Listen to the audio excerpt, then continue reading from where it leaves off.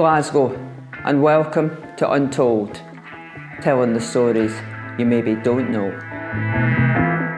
I've seen this city undergo enormous change, even during my brief 40-year stay. Everything changes, obviously. Change is part of life. Change is good. Or is it? This week, I'm going to be telling part 2 of the untold story behind Glasgow's 2014 hosting of the Commonwealth Games in the east end of the city, specifically in Kilmarnock. In part 1, we found out how this former industrial powerhouse of an area was allowed to moulder into rack and ruin, while other parts of Glasgow seemed to get all the attention and all the much needed investment. But help is coming. Building on the rebranding success of the 1988 Garden Festival and the City of Culture in 1990, in 2005 Glasgow registers a bid to host the 2014 Commonwealth Games in Kilmarnock. Why Kilmarnock? See, this area does have one resource that's becoming ever scarce in other parts of Glasgow: land. Acres and acres of the stuff, waiting to be redeveloped. Waiting for the new state-of-the-art Emirates Arena Sports Centre and Velodrome, which will be the showpiece of the Games. Waiting for the Athletes' Village, built to house the visiting competitors, which afterwards will be converted into affordable housing for local people as a legacy. Waiting for its turn in the spotlight and all the intangible benefits those thousands and thousands of tourists will bring. No counting its chickens, no quite yet, but patiently waiting. Something Kilmarnock folk have become rather good at over the last half-century or so. This is Untold, Glasgow's 2014 hosting of the Commonwealth Games. And guess what? In 2007, Glasgow is chosen. There's huge excitement, especially in Kilmarnock. There's a party in the community centre. There's literally dancing in the street. Finally, that promised help is coming. 9 years to go. It's not long. There will be a lot of disruption for the people of Kilmarnock because the Games is going to be a huge challenge logistically, but it will be worth it. Challenge number 1. We need a new extension to the M8 motorway so that our international visitors can get straight from the airport into Kilmarnock.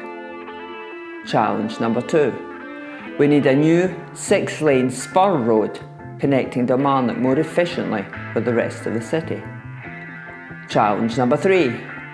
We need even more land, not just for the new roads and the arena and the velodrome and the Athletes' Village, but also for the new swanky hotel on the corner of London Road and Springfield Road, right here in Kilmarnock, to accommodate all the visitors so they can enjoy a stay at the very heart of the 20th Commonwealth Games.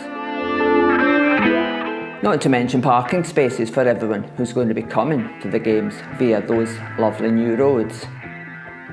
All this construction means jobs and apprenticeships and jobs. So there's a lot to celebrate even before 2014 arrives in Kilmarnock. This is Untold, Glasgow's 2014 hosting of the Commonwealth Games.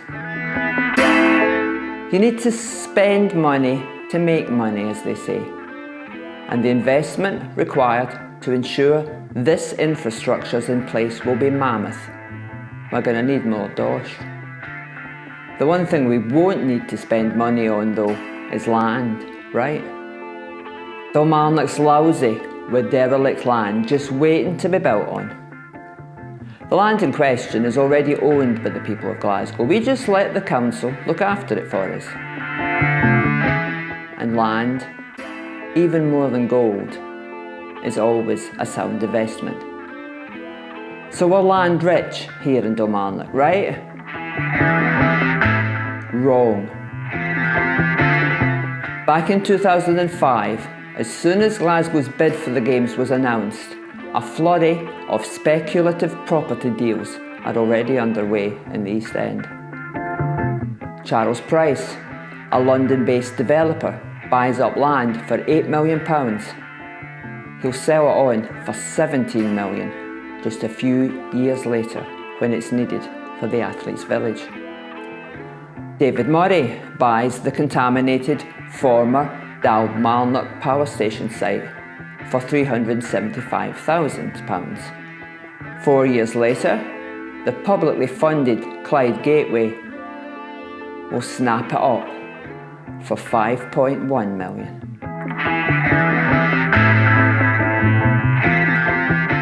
Another deal sees publicly owned land given away free to a property developer, only to be bought back by the council 3 years later for £1.3 million.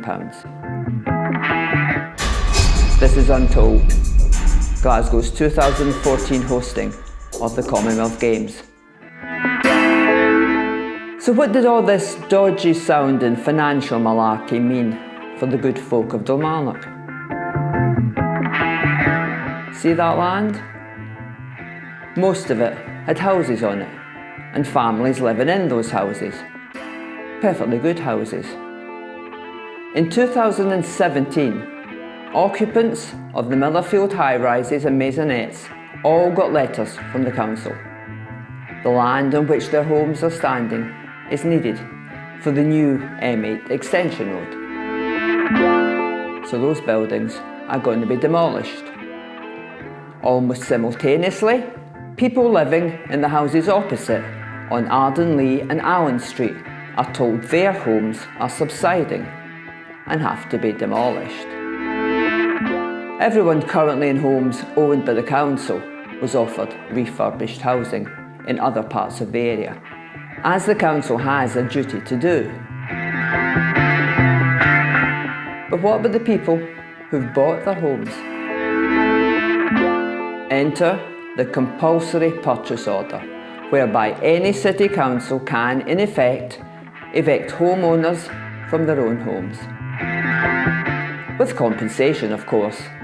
In this instance, a perfectly legal valuation, but a valuation much lower than the current price of a similar property in the area, because house prices have shot up so much, because the Commonwealth Games are coming. In short, folk who own their own homes have to move out of the area if they're going to be able to afford to buy again. Now, folk like their houses. Folk like their areas. Why should they have to move out, especially if they own the flat they're in? Why? Because it's the Commonwealth Games and sacrifices must be made. This is Untold, Glasgow's 2014 hosting of the Commonwealth Games. So while every newspaper and TV programme the length and breadth of Scotland is celebrating the fact that the Games are coming to Glasgow, banging on about investment and legacy and jobs and apprenticeships and intangibles, one wee Dalmarnock woman barricades herself in her own home and refuses to leave. They demolish around her. The Millerfield high-rises come down. The bulk of Dalmarnock Road and Springfield Road come down. Amidst vocal opposition, the community centre comes down. Award-winning play park, community garden and all. And the Accord Centre, a much-loved daycare facility for people with severe learning difficulties, comes down to make way for a car park. But the Emirates Stadium and the Velodrome go up, the athletes' village and the new train station go up, promises of a new community hub are made. A London-based design company is paid a huge amount of money to turn a drawing by a competition-winning schoolgirl from Cumbernauld into Clyde, the official mascot of the Games, an anthropomorphic, shorts-wearing thistle with a St Andrew's cross on his chest. A special commemorative 50p piece is minted. 1,100 volunteers are recruited as Games ambassadors to meet, greet and provide information for visitors. Sport is everywhere.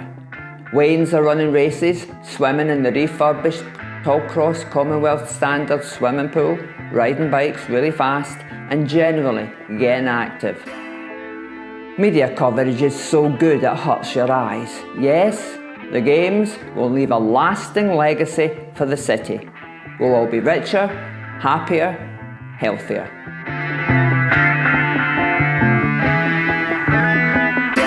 The Games motto: bring it on. This is happening. It's everywhere. It's exciting. Meanwhile, the M8 extension and spur roads are completed, thrusting through a rapidly disappearing Kilmarnock, where there's now no shops. A Kilmarnock where big fences and temporary walls have been up for over 2 years for security reasons, in effect leaving local people looking and feeling like they're living in a prison. And on March the 24th, 2011, at 5 o'clock in the morning, police evict a wee Kilmarnock woman from her own home. This is Untold, Glasgow's 2014 hosting of the Commonwealth Games. Let's fast forward 3 years. Between July the 23rd and the 3rd of August 2014, 7,000 athletes from 71 countries come to Glasgow and take part in various sporting events. 6,900,000 visitors come. City centre hotels, restaurants and bars are heaving. Retail experiences a significant uptick. Glasgow's hosting of the 2014 Commonwealth Games is celebrated as a huge success. Even the weather was kind. But what about the legacy? What about the intangibles? What about that rising tide that raises all the boats? Remember the swanky hotel that was going to be built on the corner of London and Springfield Roads? Never happened. That land's still derelict and fenced off. Remember the new community hub? Oh, it happened. It got built. Local people boycotted the place and eventually forced it to close. Why was it boycotted? Remember the old community centre with the award-winning community garden and play park that got demolished to make way for a car park? That car park was never even used for the Games, and it's still there, this tarmacked square halfway up Springfield Road, adding insult to injury. Remember the plans to turn the athletes' village into affordable housing for local people? That sort of happened. Whether the rents qualify as affordable these days is anyone's guess. This year, 2003, plans have been announced to build another 125 terraced properties, referred to locally as the noddy houses because of their tiny gardens. So we'll see. The site of the former power station, that bit of heavily contaminated land with amazing views of the river, which was bought for a song and sold back to Glasgow Gateway for millions, using public money to pay for the decontamination, the land was sold on to a private developer this time. The flats look nice, but they're in the middle of nowhere, and apparently there's vermin. The development's beside a river, so there could be water voles. As for the promised improved employment prospects, there's still loads of house building going on in Kilmarnock, so there will be construction jobs, but there's still no shops, no community centres. A supermarket is planned, apparently. The massive M8 extension and its 6-lane spur slices the area like a knife, north to south and east to west, and is a nightmare to negotiate for pedestrians and mobility scooter users. The Emirates Arena and Velodrome were designed to face away from the East End, like they've turned their back on it, and fitness classes tend to be on the pricey side. So yeah, the opportunity to get healthier is there, if you can afford it. Kilmarnock was promised help. Kilmarnock was promised regeneration. So what's it like down there now, 9 years on from the Games? Loads of building work, loads of empty space waiting to be built on, the odd block of red sandstone tenements that have somehow survived the cull. The pavements are quiet, not a chip shop in sight, so no chance of a fish supper. Crossing the street's a logistical nightmare, with all the traffic racing through on the lovely big roads to take you somewhere else. Kilmarnock's like a ghost town, a shadow of its former self, perched on the edge of an ongoing regeneration process that never quite tips into the type of gentrification the City Council's looking for. Maybe it just takes time. Or maybe the great and the good need to look seriously at any future promises they make to communities and try to keep them this time. This has been Untold, Glasgow's 2014 hosting of the Commonwealth Games. If this story was new to you, pass it on. Our stories define us. Let's make sure they are our stories. Join me next time for another Untold, telling the stories you maybe don't know.